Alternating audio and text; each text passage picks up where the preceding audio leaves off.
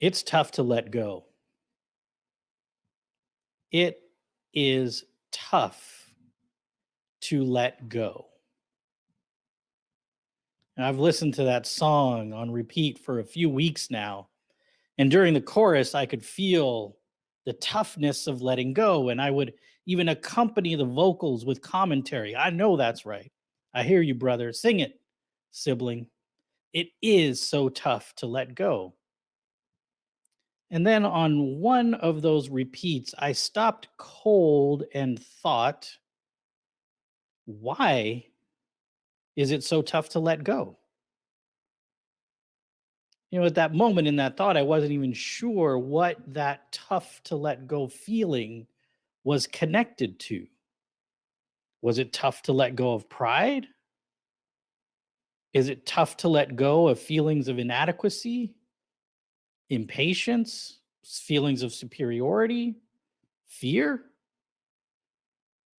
Since each of us is a complex network of intersections, letting go is different for us, each of us, although there are some points of commonality. When I glean through the layers of tough to let go, and it requires a series of shampoo, rinse, and repeat cycles several times, I find that the most difficult things to let go of are things connected to identity. A friend of mine, I'll call him Ronald, has been in recovery for a while now. And when he was several months into his recovery, he was reflecting on his identity. He said, I used to be fun Ronald, drunk Ronald, life of the party Ronald. Now I'm not sure what I'm going to be. Maybe I'm just going to be fat Ronald. And if I lose weight, maybe I'll be not so fat anymore Ronald. When we are honest with ourselves, we take on a lot of nonsense, a lot of nonsense. We reach out and take things and we just apply them to ourselves. And too often, we treat junk as essential to our identities. Now, as an example, have you ever talked trash about the Los Angeles Dodgers to a Dodger fan? Now, I'm not saying I have personal experience doing such a mean thing, although I am a San Francisco Giants fan, but I've heard rumors that Dodger fans are sensitive and defensive about their team. Again, no personal experience talking trash about the Dodgers to a Dodger fan. Now, if you're a Dodger fan, you might have just felt something in response to what I just said. Even if you know a Dodger fan really well, you might have felt something on behalf of them. If you're a Giants fan, you might have felt something too, but maybe a more mean spirited, not so nice something. Sometimes the things that sink deep, that become connected to identity, are silly. But when you reflect upon why there is such a deep connection to the Giants or the Dodgers, it may come quickly the realization that that connection really comes from the time spent with a parent or grandparent or friends, a sibling, times that were deeply meaningful, where interactions that took place did indeed help shape your identity, your values, and your sense of belonging and safety. And the Giants or the Dodgers just happened to be playing baseball at the time. While that formation, while those connections, while a sense of identity was being shaped. It's this way with many things. And it's important to engage in examination from time to time. See, the unexamined habit can turn into ritual and then become a dogmatic connection to identity that can ultimately cause harm to relationships, sometimes irreparable harm. And these things that happen in various forms.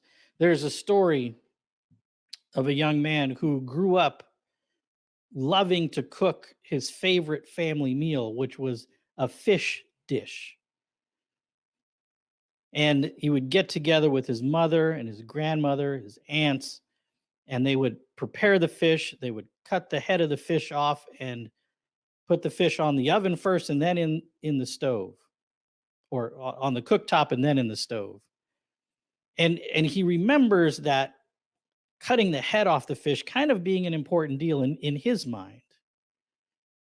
And he grew up and he began to make the dish himself with a lot of pride. And the family enjoyed his cooking. Well, the time came when he moved out and cooked the dish. And it came to the time where his grandmother was going to come visit. He was so excited. Everything was prepared because he wanted to cook that dish with his grandmother together so she could see that the family tradition was being kept alive. So they got the stuff prepared and the cutting boards there, and they're prepping the fish. And he gets the large knife to cut the head off the fish. And the grandma says, What are you doing? He said, Well, I'm cutting the head off the fish. That's part of what we do, right? She said, Well, yes, but we always cut the head of the fish off because we never had a big enough pan to put the whole fish in. If you can put the whole fish in, you've got a big pan, put the whole fish in. See, all too often, we superglue superficial things without any examination. We superglue them to our sense of personhood while forgetting what matters. It's not about the Dodgers or the Giants. It's not about cutting the head off the fish or leaving it on. It is about deep connection with self and others. The hope in divesting from white Jesus. Divesting is essentially letting go. And letting go of white Jesus is particularly hard because white Jesus has been around in nearly every interaction we've ever had, been around in all of our moments of transformation. He hangs out at baseball games. He's lurking while family meals are being prepared. And we've superglued white Jesus to our personhood while forgetting or not even knowing what Jesus of Nazareth represents. See, in the sacred text for today, Jesus makes a whip to help those in the temple divest, help them let go of a predatory system that adulterated what was supposed to be an act of worship, dedication, reverence, and remembrance. See, going to the temple in preparation for Passover, a time to remember liberation and the passing over of destruction, but had become a time of state sanctioned and religious institution sanctioned plundering of the poor in the name of God, and Jesus was not having it anymore. Jesus chased people out, turned over tables, dumped the cash boxes of money changers, shocking people into awareness that the adulteration of a holy commemoration was not, in fact, central to identity, was not, in fact, central to faith.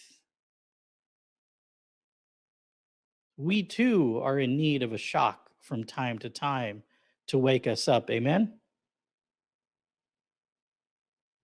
Letting go, divesting from the nonsense that has weighed down your beloved child of God identity brings a hope that is beyond measure and full of possibility. Break up with white Jesus is calling you to examine your experience and your identity, to shed the nonsense, keep the sacred, and live more and more unencumbered each day. Like the Giant and the Dodger fan, like those who learn to cook traditional family meals, we come to realize team loyalty is not, in fact, what grounds identity. that blindly following the recipe or practice is not, in fact, what's important, but the time spent with loved ones, being seen and seeing, being cared for, being believed in and believing in others, and being beloved. And that connects directly to the fact that we must examine what it is to be grounded in our identities as Christians in this day and age. And it is incumbent upon us to cast out cultural superiority, racial preference, and gender and sexual bias. Divest from white Jesus.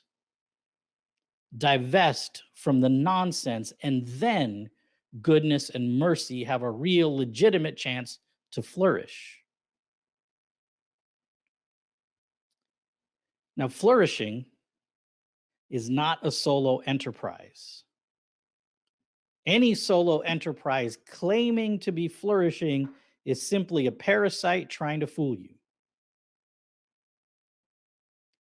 Ubuntu just might be the most beautiful and complete example of the concept and deep truths of flourishing.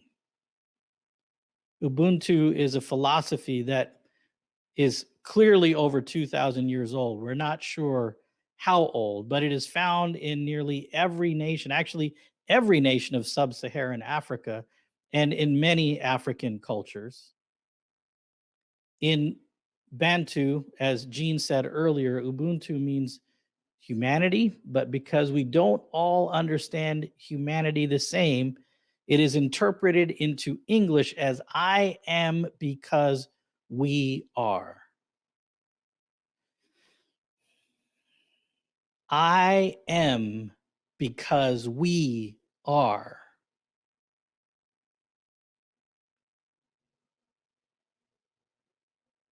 If you find yourself frustrated, confused, even angry about the prospect or the process of breaking up with white Jesus, you are in good company. See, this kind of seismic change takes all of us time and often requires periods of deep grief before things become clear. See, the disciples themselves, as it shows in verse 22, they didn't understand what Jesus was talking about after the temple incident. In fact, they didn't really fully understand or clearly comprehend till after his crucifixion and resurrection. Now, as we draw closer to Good Friday, that darkest of dark days, we can prepare intentionally to take the layers of nonsense, the layers of junk that have been put on us that we have taken in and internalized.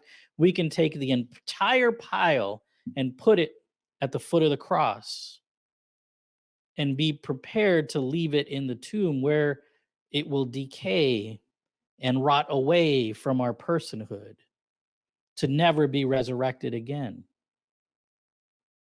Letting go, divesting from the nonsense that has weighed down your beloved child of God identity brings a hope that is beyond measure and full of possibility.